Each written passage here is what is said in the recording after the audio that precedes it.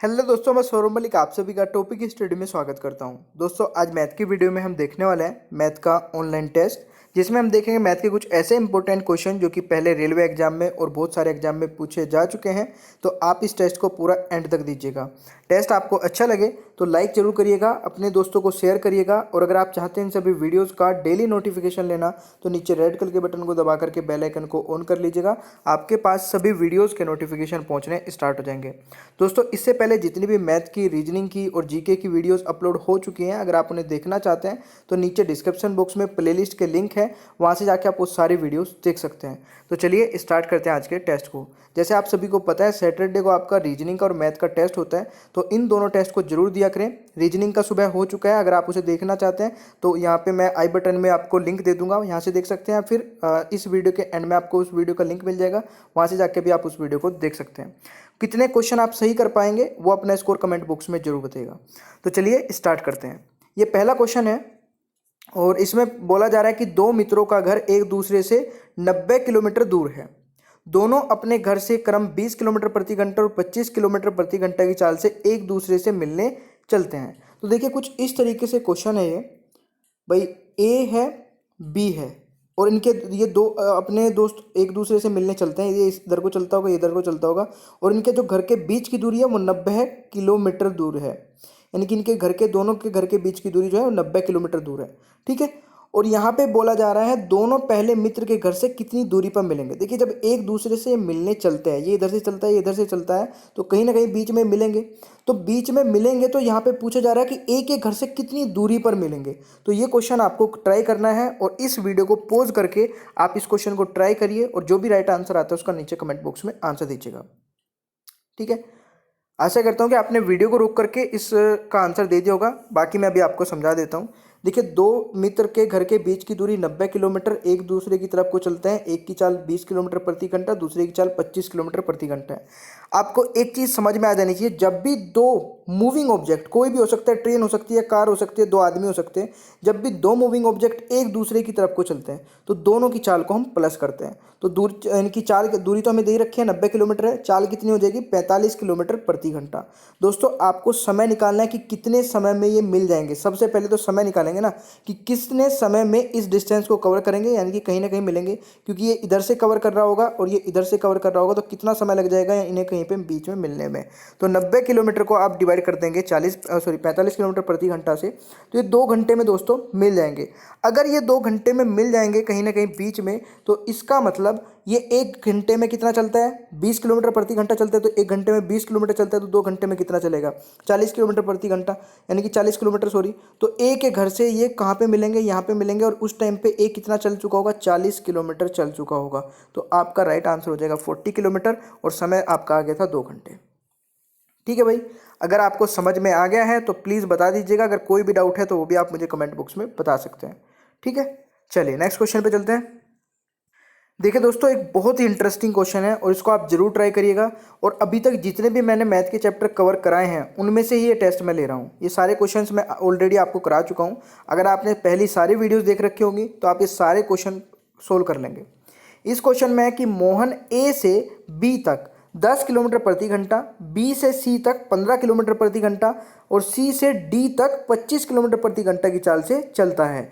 यदि A B equal है B C के और बी सी इक्वल है सी डी के, तो पूरी यात्रा में उसकी चाल क्या होगी। देखिए, अगर यहाँ पे ये बोला जाए ना ए बी, देखिए क्योंकि इसने पूरी एक डिस्टेंस होगी कैसे कवर की, ए से बी तक, ए से बी तक, ठीक है, फिर बी से सी तक और सी से डी तक, कुछ इस तरीके से कवर की। और यहाँ पे बताया जा रहा है अगर ए बी के बीच की दूरी और बी सी के बीच की दूरी के इक्वल है, यानी कि सारे के सारे एक दूसरे के इक्वल है। अगर ये x किलोमीटर है, ये भी x किलोमीटर है और ये भी x किलोमीटर है, कुछ इस तरीके से डिस्टेंस है। समझ में आ गया। अगर सेम डिस्टेंस को 3 अलग अलग चालों से कवर किया जाता है तो दोस्तों ट्रिक क्या होती है, सभी को पता है, अगर नहीं पता है तो जान लीजिए। ट्रिक होती है आपकी 3x y और z अपॉन में x y plus x y y z plus और जेड एक्स। ये आपकी ट्रिक होती है जब सेम डिस्टेंस को 3 अलग अलग चालों से कवर किया जाता है। तो क्वेश्चन को ट्राई करिए और क्या इसका राइट आंसर रहेगा नीचे कमेंट बॉक्स में बताइएगा। आशा करता हूँ कि आपने वीडियो को पॉज करके क्वेश्चन को ट्राई कर लिया होगा। देखिए, बहुत ही मतलब इस टाइप के क्वेश्चन एग्जाम में आने के चांसेस होते हैं और देखिए ये तो है तीन अलग अलग चाल, जब सेम डिस्टेंस को तीन अलग अलग चालों से कवर किया जाता है। मान लीजिए यहाँ पे ये होता है कि सेम डिस्टेंस को दो अलग अलग चालों से कवर किया जाता, तो उसके लिए फॉर्मूला होता है 2xy अपॉन में x प्लस वाई, बस यही होता है। और जब तीन होता है तो तब उस कंडीशन में आपका फॉर्मूला बदल जाता है। उस कंडीशन में आपका 3xy जेड अपॉन में x y plus y z plus z x आपका औसत चाल का फॉर्मूला हो जाता है। तो देखिए तीन अलग अलग डिस्टेंस को कवर किया गया है, सॉरी तीन सेम डिस्टेंस को कवर किया गया है तीन अलग अलग चालों से। तो यहाँ पे रख देंगे 3 मल्टीप्लाई, पहली कितनी चाल थी 10 किलोमीटर प्रति घंटा, तो 10 की मल्टीप्लाई, दूसरी 15 किलोमीटर प्रति घंटा, तो 15 किलोमीटर प्रति घंटा की मल्टीप्लाई, और तीसरी थी 25 किलोमीटर प्रति घंटा, तो तीसरी में 25 किलोमीटर प्रति घंटा की मल्टीप्लाई हो जाएगी। तो 3 मल्टीप्लाई 10 मल्टीप्लाई 15 मल्टीप्लाई 25, और यहाँ पे आपको नीचे 10 मल्टीप्लाई 15 प्लस 15 मल्टीप्लाई 25 प्लस और 25 मल्टीप्लाई 10, ये मैंने आपको बताया था ना एक्स वाई वाई जेड और जेड एक्स, इस तरीके से आपको मल्टीप्लाई करनी है। तो सभी की मल्टीप्लाई करेंगे 150 हो जाएगा, इन दोनों की मल्टीप्लाई करेंगे 375, इन दोनों की मल्टीप्लाई करेंगे तो 250, और ऊपर सभी की मल्टीप्लाई अभी नहीं करके लिखे हैं क्योंकि बहुत सारी चीज़ें कट जाएंगी। जैसे यहाँ पे सभी को नीचे प्लस किया आपने, कितना होगा 775, तो 25 से 775 जाएगा 31 बार, और बाकी इन सभी की मल्टीप्लाई करेंगे तो 450/31, तो इसे डिवाइड करेंगे तो 14.51 किलोमीटर प्रति घंटा आपकी औसत चाल आ जाएगी। यानी कि जब सेम डिस्टेंस को तीन अलग अलग चालों से कवर करते हैं और पूछा जाता है कि पूरे की पूरी दूरी में औसत चाल क्या रहेगी, तो आपको ये वाला औसत का फॉर्मूला लगाना होता है। और वैसे 3 वाला बहुत मतलब रेयर चांस होते हैं पूछे जाने एग्जाम में, बट अगर आप 3 वाला सीख जाते हैं तो 2 वाला आप इजीली कर लेंगे, क्योंकि उसमें तो बस यही करना होता है 2xy अपॉन में x प्लस वाई। 2xy का मतलब है कि मान लीजिए बस यहाँ तक दो अलग अलग चालों से सेम दूरी को जब कवर किया जाता है तो दो अलग अलग चालों के 2 मल्टीप्लाई 10 मल्टीप्लाई 15 अपॉन में 10 प्लस 15 आपको करना था। जब 3 अलग अलग कवर करेंगे तो उस वाले में ये वाली कंडीशन रहेगी। दोस्तों समझ में आ गया? अगर समझ में आ गया तो बता दीजिएगा। चलिए फिर नेक्स्ट क्वेश्चन है आपका, इस क्वेश्चन को भी ट्राई करिए। क्वेश्चन नंबर 3 है, एक विद्यार्थी अपने घर से विद्यालय तक एक नियत समय पर जाता है। यदि वह 5 किलोमीटर प्रति घंटा की चाल से चले तो 7 मिनट देरी से विद्यालय पहुंचता है, परंतु यदि वह 6 किलोमीटर प्रति घंटा की चाल से चले तो नियत समय से 5 मिनट पहले विद्यालय पहुंच जाता है। उसके घर से विद्यालय की दूरी कितनी है? देखिए एक विद्यार्थी है जो कि अपने घर से अब स्कूल जाता है 5 किलोमीटर प्रति घंटा की चाल से, तो वो 7 मिनट लेट पहुंचता है। जब उसकी चाल 5 किलोमीटर प्रति घंटा होती है तो वो 7 मिनट देरी से पहुंचता है, और जब उसकी चाल 6 किलोमीटर प्रति घंटा हो जाती है तो वो 5 मिनट पहले पहुंच जाता है। तो जब भी इस कंडीशन का क्वेश्चन होगा तो क्या करना है भाई, जल्दी से बताइए, और इस क्वेश्चन को ट्राई करके क्या इसका राइट आंसर रहेगा नीचे कमेंट बॉक्स में बताइएगा। आशा करता हूँ कि वीडियो को पॉज करके आपने इस क्वेश्चन का आंसर दे दिया होगा। तो देखिए बेसिकली इसमें एक छोटा सा ये फॉर्मूला है डिस्टेंस निकालने का, यानी कि ट्रिक है delta T multiply S1 multiply S2 upon में S1 और S2 का डिफरेंस। अब इसमें जो पूरा खेल है S1 S2 तो आप समझ ही गए, पहले वाली चाल और दूसरे वाली चाल। डेल्टा टी का है, अब ये डेल्टा टी क्या बला है भाई, डेल्टा टी का मतलब होता है change in time. Change in time कैसे निकालते हैं, अगर एक साइड में वो लेट पहुंच रहा था 7 मिनट से लेट पहुंच रहा था, और दूसरी साइड में वो जब उसने अपनी चाल बढ़ाई तो पहले पहुंच जा रहा है, तो उस कंडीशन में दोनों को प्लस कर देते हैं, यानी कि लेट और अर्ली दोनों को प्लस कर लेंगे। अगर वो दोनों साइड में लेट लेट होगा तो दोनों लेट और लेट को माइनस कर लेंगे, जितने मिनट से लेट होगा और दूसरी बार भी जितने मिनट से लेट होगा। और अगर वो पहले जल्दी पहुंचता था और दूसरी बार भी जल्दी पहुंचता है तो उस कंडीशन में उन दोनों को माइनस कर लेंगे। ज़्यादातर क्वेश्चन आपका पहले वाली कंडीशन क्या आता है, यानी कि एक तरफ लेट होता है दूसरी तरफ वो अर्ली पहुंच जाता है, तो उस कंडीशन में आपको दोनों को प्लस करना होता है। ठीक है, तो क्या करना है भाई, देखिए यहाँ पे 12 किलोमीटर यानी कि 12 मिनट की देरी हो जाएगी, क्योंकि 7 मिनट पहले वो लेट होता था, दूसरी बार में जब उसने चाल बढ़ाई तो 5 मिनट से पहले पहुंच जाता है। तो 7 और 5 12, यानी कि 12 मिनट वो उसका चेंज इन टाइम आ गया, डेल्टा टी उसका 12 मिनट आ गया। दोस्तों मिनट किसी के साथ में नहीं आता, मैं पहले भी आपको बताया था, तो मिनट को घंटे में बदल लेंगे, 12/60 हो जाएगा। अब यहाँ पे देखिए ऊपर चाल आ जाएगा 5 और 6 मल्टीप्लाई 5 और 6, और नीचे 5 और 6 का डिफरेंस यानी कि 1। अब देखिए यहाँ पे 12 से 60 कट जाएगा, यहाँ पे 12 से 60 कट जाएगा। देखिए 60 आप समझ गए ना, 12 को मैंने घंटे में बदल दिया, क्योंकि सारी की सारी जो चाल है आपकी वो किलोमीटर प्रति घंटा में, तो टाइम भी आपका घंटे में होना चाहिए, मिनट में नहीं चलेगा। तो 12 पंजे 60, ये 5 आ गया, और नीचे 5 ही रहेगा क्योंकि 6 पंजे 30, क्योंकि ये इनका बीच का डिफरेंस 1 है, तो 5 की 1 में मल्टीप्लाई करेंगे तो 5 रहेगा। तो 6 पंजे 30, 30/5 आ जाएगा, 5 से 30 जाएगा 6 बार, यानी कि 6 किलोमीटर की दूरी है उसके घर से विद्यालय के बीच की। आई होप कि आपको ये क्वेश्चन भी समझ में आ गया होगा। चलिए दोस्तों नेक्स्ट क्वेश्चन देखते हैं। एक बहुत ही अच्छा क्वेश्चन है, क्वेश्चन नंबर 4। एक बंदर पहले मिनट में 12 मीटर चढ़ता है। एक बंदर है, मान लीजिए एक खंबे पे, वो 12 मीटर चढ़ता है 1 मिनट में, तथा दूसरे मिनट में 3 मीटर फिसल जाता है। इस तरह वो 90 मीटर ऊंचे खंबे पर चढ़ने में कितना समय लेगा, ये आपसे पूछा जा रहा है। थोड़ा सा विजुलाइज कर लेते हैं।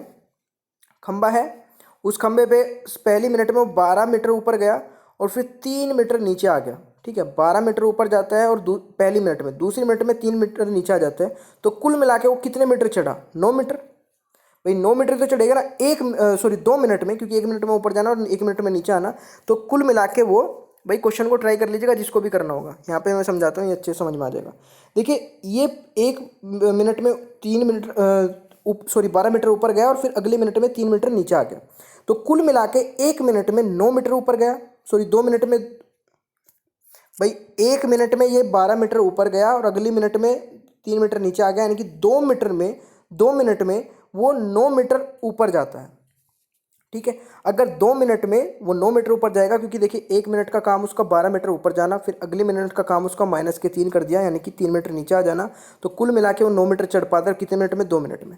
अब दोस्तों यहाँ पे एक चीज़ समझिए, अगर वो हर एक मिनट में, हर एक 2 मिनट में 9 मीटर ऊपर जाता है, तो उसको पूरा चढ़ने में कितना समय लगेगा? अब देखिए यहाँ पे एक चीज़ है कि वो ऊपर जाता है, नीचे आ जाता है, बट जो लास्ट वाली वो छलांग लगाएगा, उसमें वो नीचे नहीं आएगा, क्योंकि ऊपर बैठ जाएगा इस खंबे पे, टॉप पे जाके। समझिएगा इस क्वेश्चन को अच्छे से। भाई जब वो बार बार ऊपर चढ़ता है, नीचे आ जाता है, बट जो लास्ट वाली वो छलांग लगाएगा, उसमें वो ऊपर जाके नीचे नहीं आएगा।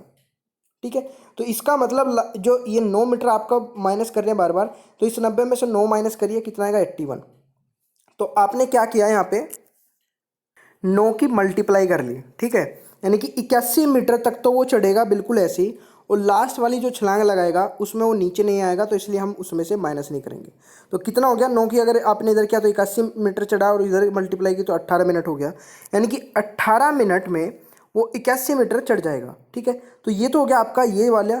अब बचा हुआ कितना है? बचा हुआ आपका 9 मीटर बचा हुआ है। ठीक है, 9 मीटर आपका बचा हुआ है, और यहाँ पे देखिए अगर 9 मीटर बचा हुआ है, बाकी हमने क्या किया था, 12 में से 9 मीटर बचा हुआ है। ठीक है, तो बाकी हमने क्या किया था भाई, देखिए 90 में से 12 माइनस किया था। क्यों माइनस किया था? क्योंकि लास्ट वाली छंगाल तो 12 मिनट की लगाएगा ना, 12 मीटर की लगाएगा, तो उसमें नीचे नहीं आएगा, ऊपर ही बैठ जाएगा। तो 12 में से 9 मीटर उसने कवर कर लिया। तो यहाँ पे आप देखिए 9/12 आप कर लेंगे, तो इसको मिनट में, सेकंड में बदल लेंगे, सॉरी, तो इसमें आप मल्टीप्लाई कर लेंगे 60 की। तो 18 मिनट तो पूरी ले रहा था, बाद में 15 सेकंड में वो ये करेगा, तो 18 मिनट 45 सेकंड उसको लग जाएगा पूरे इस खंबे को चढ़ने में। आशा करता हूँ कि आपको ये क्वेश्चन समझ में आ गया होगा। अगर समझ में नहीं आया है तो मेरे को कमेंट बॉक्स में बताइएगा, फिर दोबारा से मैं इसको रिपीट कर दूंगा। चलिए नेक्स्ट क्वेश्चन पे चलते हैं। देखिए एक और समझते हैं इसी टाइप का क्वेश्चन। एक 80 मीटर ऊंचे खंबे पर एक बंदर 1 मिनट में 5 मीटर चढ़ता है और दूसरी मिनट में 2 मीटर नीचे फिसल जाता है। खंबे के सिरे तक पहुंचने में बंदर को कितना समय लगेगा? एक पूरा खंबा 80 मीटर का है, इसमें भी वो 1 मिनट में 5 मीटर ऊपर जाता है, दूसरे मिनट में नीचे आ जाता है। इसका मतलब कुल मिला के 1 मिनट में वो 2 मिनट में 2 मीटर चढ़ पाता है।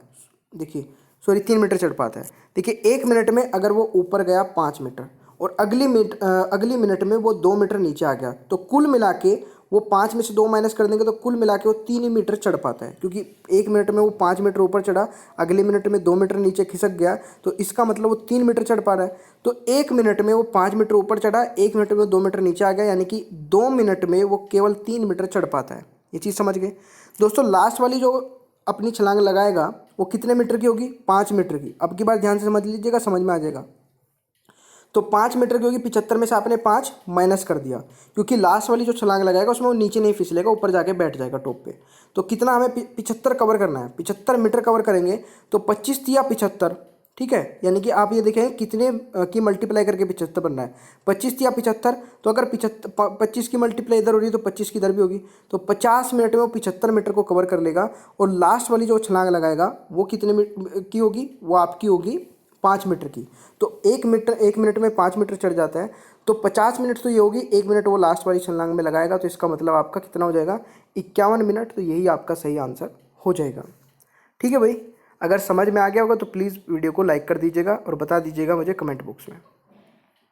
एक क्वेश्चन है, एक नाव धारा के अनुकूल 1 किलोमीटर की दूरी 10 मिनट में तय करती है तथा धारा के विपरीत 1 किलोमीटर की दूरी 20 मिनट में तय करती है, शांत जल में नाव का वेग क्या होगा। देखिए, एक नाव धारा के अनुकूल यानी कि धारा की दिशा में 1 किलोमीटर की दूरी 10 मिनट में तय करती है और धारा के विपरीत 1 किलोमीटर की दूरी 20 मिनट में तय करती है, तो शांत जल में नाव का वेग क्या होगा। तो एक बार क्वेश्चन को ट्राई कर सकते हैं आप। देखिए, बेसिकली यहाँ पे डाउन स्ट्रीम और अप स्ट्रीम की चाल हम निकालेंगे। डाउन स्ट्रीम की चाल के लिए हमें क्या चाहिए होता है, डिस्टेंस, मतलब डाउन स्ट्रीम की स्पीड है ये और अप स्ट्रीम की स्पीड, तो हमें चाहिए होता है डिस्टेंस अपॉन में टाइम चाल निकालने के लिए। ठीक है, तो डिस्टेंस है 1 किलोमीटर की दूरी, वो 10 मिनट में तय करता है। 10 मिनट को घंटे में बदलेंगे तो 10/60 हो जाएगा। एक सही मतलब 1/10/60, यानी कि आप क्या करेंगे भाई, 10 को आपने मिनट से घंटे में बदला तो 60 से भाग कर देंगे तो 60 ऊपर चले जाएगा, तो 1 × 60 में 10, तो ये कट जाएगा 0 से 0, तो 6 किलोमीटर प्रति घंटा आ गई डाउन स्ट्रीम। जब वो मतलब अनुकूल जाता है धारा के, तो 6 किलोमीटर प्रति घंटा की चाल से जाता है। फिर दूसरी लाइन में बोला जा रहा है कि 1 किलोमीटर की दूरी 20 मिनट में तय करता है, तो इसका मतलब अप स्ट्रीम जाने में कितना समय लगाता है, 1/20/60, तो 60 ऊपर चला जाएगा, तो 1 × 60/20, 20 से जाएगा कितनी बार, 3 बार, तो 3 किलोमीटर प्रति घंटा होता है उसका जब विपरीत दिशा में, यानी कि पानी का वेग अगर ये है तो अपनी बोट का वेट उससे नाव का वेग दूसरा अपोजिट होगा, तो उस कंडीशन में इसकी 3 किलोमीटर प्रति घंटा हो जाती है। तो चाल आपको मिल गई। दोस्तों, पूछा है नाव का वेग। नाव के वेग को निकालने के लिए डाउन स्ट्रीम और अप स्ट्रीम को दोनों को प्लस करके 2 से भाग करना होता है, कुछ भी नहीं, बहुत सिंपल है। 6 और 3 9, 9 को आप 2 से डिवाइड कर दीजिए, 4.5 किलोमीटर प्रति घंटा आपका राइट आंसर आ जाएगा। आई होप कि आपको ये क्वेश्चन भी समझ में आ गया होगा। सारे क्वेश्चंस मैं ऑलरेडी आपको करा चुका हूँ। अगर आप इन सभी चैप्टर को ध्यान से अच्छे से पढ़ना चाहते हैं बेसिक से, तो प्लेलिस्ट के लिंक नीचे डिस्क्रिप्शन बॉक्स में दे दिए हैं, वहाँ से जाके आपको सारे चैप्टर पढ़ सकते हैं। ये वाला क्वेश्चन है कि एक व्यक्ति ने 9,400 रुपये में एक टीवी बेचा तो उसे नुकसान हुआ, तब उसने उस प्रकार के टीवी को 10,600 रुपये में बेचा तो उसका लाभ पूर्व नुकसान से दुगना हो गया। प्रत्येक टीवी की लागत कीमत क्या है। तो ट्राई कर लीजिएगा भाई क्वेश्चन को, अगर आपको ट्राई करना है तो। एक व्यक्ति ने 9,400 रुपये में एक टीवी बेचा, मान लीजिए उसकी सीपी है ये, ठीक है। जब वो 9,400 रुपये में बेचता है टीवी को, तो उसे एक्स का लॉस होता है। मान लीजिए लॉस होता है तो एक्स लॉस मान लेता हूँ, क्योंकि लॉस तो नहीं बताया कितना लॉस होता है, तो मैंने मान लिया एक्स लॉस होता है। फिर बोला जा रहा है जब उसी प्रकार का टीवी वो 10,600 रुपये में बेचता है तो उसका लाभ पूर्व नुकसान से दुगना होता है, यानी कि जो उसे 9,400 रुपये में बेचने पर लॉस हुआ था, अब उसे 10,600 रुपये में बेचने पर उससे दुगना प्रॉफिट हो जाता है। जितना ये लॉस होता था उससे दुगना प्रॉफिट, यानी कि लॉस होता था एक्स से, तो ये कितना हो जाएगा 2x उसका प्रॉफिट हो जाएगा। तो दोस्तों यहाँ पे पूछा जा रहा है टीवी की लागत कीमत क्या थी। तो टीवी की लागत कीमत निकालने के लिए आप मुझे बताइए इनके बीच का डिफरेंस कितना है। इनके बीच का डिफरेंस दोस्तों 1,200 रुपये है, और इस 1,200 रुपये को मैं लिख सकता हूँ 2x + x के इक्वल, क्योंकि यहाँ से यहाँ तक के बीच का डिफरेंस कितना है इनका, 3x हो जाएगा। तो 3x बराबर हो जाएगा 1200 के, तो 3x बराबर 1200 के है, तो x की वैल्यू क्या आ गई 400। अगर आपको x की वैल्यू मिल गई तो पूछा क्या जा रहा है, दुगना हो जाएगा, तो टीवी की लागत कीमत क्या होगी। अगर दोस्तों इस सीपी में से ये मैं 9,400 में बेचने पर एक्स लॉस बेयर कर रहा हूँ, यानी कि 400 रुपये का लॉस, क्योंकि एक्स की वैल्यू मुझे पता चलेगी 400, तो इसका मतलब मैंने इसको सीपी से यानी कि क्रय मूल्य से कम पे बेचा होगा। अगर ये मैंने 100 का खरीदा था तो इसको 80 पर बेचा होगा, कुछ ऐसी कंडीशन रही होगी। तो यहाँ पे आपको ये जो पता चला है कि इतने कम में बेचा था, यानी कि आपने सीपी से 400 रुपये कम में बेचा, तभी आपको 400 रुपये का लॉस हुआ। अगर मैं 9,400 में 400 प्लस कर दूँ तो मेरे को सीपी पता चल जाएगी। तो यहाँ पे क्वेश्चन में सीपी आपसे पूछा है कॉस्ट प्राइस, तो 9,400 प्लस 400 कितना हो जाएगा 9,800, तो यही आपका सही आंसर हो जाएगा। दोस्तों ऐसा करता हूँ कि आपको ये क्वेश्चन भी समझ में आ गया होगा। नेक्स्ट क्वेश्चन है 45 किलोमीटर प्रति घंटा की चाल से जा रही एक रेलगाड़ी 100 मीटर लंबे प्लेटफॉर्म को 1 मिनट में पार कर जाती है। प्लेटफॉर्म पर खड़े व्यक्ति को यह कितनी देर में पार करेगी। ध्यान से सुनिए, प्लेटफॉर्म पर खड़े व्यक्ति की बात की जा रही है और आपको लंबाई नहीं दी गई है ट्रेन की। तो सबसे पहले जब भी प्लेटफॉर्म पर खड़े व्यक्ति को ट्रेन पार करके जाती है तो उस कंडीशन में हमें ट्रेन की लंबाई का पता होना बहुत ज़रूरी है, अदरवाइज आप उस क्वेश्चन को सोल्व नहीं कर सकते। तो यहाँ पे ट्रेन की लंबाई नहीं दी गई है, तो यहाँ पे कुछ डाटा दिया गया है, उससे हम ट्रेन की लंबाई निकाल सकते हैं। क्योंकि यहाँ पे दिया गया 45 किलोमीटर प्रति घंटा की चाल से जा रही है एक रेलगाड़ी 100 मीटर लंबे प्लेटफॉर्म को पार करने में 1 मिनट लेती है। तो इसका मतलब यहाँ पे पूरा डाटा आपको मिल चुका है। देखिए सबसे पहले तो ये 45 किलोमीटर प्रति घंटा, इसको मीटर पर सेकंड में बदल लीजिए। तो 45 किलोमीटर प्रति घंटा को मीटर पर सेकंड में बदलने के लिए 5/18 से मल्टीप्लाई करेंगे, ठीक है। 3 से कट करेंगे 6 टाइम जाएगा, 3 से कट करेंगे 15 टाइम, 3 से कट करेंगे 2 टाइम और 3 से कट करेंगे 5 टाइम। तो 5×25/2 की मीटर सेकंड स्क्वायर आपका ये आ जाएगा। फिर यहाँ पे है कि समय निकालने के लिए रेलगाड़ी की लंबाई प्लस प्लेटफॉर्म की लंबाई अपॉन में रेलगाड़ी की चाल आप कर देंगे। रेलगाड़ी की लंबाई प्लस प्लेटफॉर्म की लंबाई, दोनों की लंबाई को प्लस करके रेलगाड़ी की चाल से भाग कर देंगे। तो यहाँ पे आपको क्या करना है दोस्तों, 1 मिनट में मतलब 1 मिनट में प्लेटफॉर्म को पार कर जाती है। तो रेलगाड़ी की लंबाई हमें नहीं पता तो उसको x मान लेंगे, प्लेटफॉर्म की लंबाई आपको पता है तो 100 कर लेंगे और अपोन में रेलगाड़ी की चाल कितनी है 25/2 मीटर पर सेकंड। देखिए ये चैप्टर में बहुत ही अच्छे तरीके से समझाया। अगर आपको समझ में नहीं आ रहा है यहाँ पे कुछ भी अच्छा से, तो एक बार जा करके प्ले लिस्ट में जाकर के पूरी वीडियो को देख लीजिएगा, 100% अच्छे से क्लियर हो जाएगा, क्योंकि मैंने बेसिक से एक एक चीज़ पॉइंट क्लियर करते हुए आपको समझाया था। तो यहाँ पे देखिए समय 1 मिनट दिया था, मैंने उसको सेकंड में बदल लिया, क्योंकि सारी चीज़ें जब मीटर में है तो आपको समय सेकंड में चाहिएगा, मीटर के साथ में समय सेकंड में आता है और चाल मीटर पर सेकंड में आती है। तो चाल को मैंने 25/2 करके मीटर पर सेकंड में बदल लिया था, समय को 60 सेकंड में बदल लिया था। तो आपकी रेलगाड़ी की लंबाई x प्लस 100 अपॉन में 25/2 हो जाएगा। अब देखिए 2 ऊपर चला जाएगा तो कितना हो जाएगा यहाँ पे 60 बराबर x प्लस 100 और मल्टीप्लाई 2 अपॉन में 25। अब इसको सोल्व कर लेते हैं। तो यहाँ पे देखिए क्रॉस मल्टीप्लाई कर लीजिए, बाकी हो जाएगा 2x प्लस 200, इसकी 2 की मल्टीप्लाई करेंगे इसमें, और यहाँ पे ये हो जाएगा 1500, 25 की 60 में करेंगे तो 2x बराबर 1300 हो जाएगा, कि 200 इसमें से माइनस x की वैल्यू मिली जाएगी 1300/2 यानी कि 650। तो 650 x की वैल्यू मिली, तो x की वैल्यू को हमने क्या माना था, रेलगाड़ी की लंबाई को।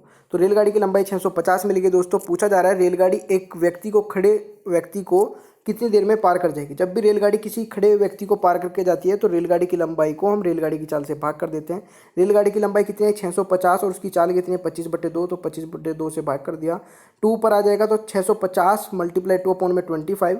तो 650 मल्टीप्लाई 2 अपॉन में 25 अब करेंगे, 25 से जाएगा 650 26 बार, 26 की 2 में कर देंगे तो 52 सेकंड आपका राइट आंसर आ जाएगा। आशा करता हूं कि भाई सभी स्टूडेंट को ये क्वेश्चन समझ में आ गया होगा, क्योंकि इसमें 2 फेजेस में क्वेश्चन कंप्लीट हुआ है। सबसे पहले आपने रेलगाड़ी की लंबाई निकाली, उसके बाद आपको पता चला कि रेलगाड़ी एक खड़े व्यक्ति को कितनी देर में पार कर जाएगी, वो 52 सेकंड में कर जाएगी।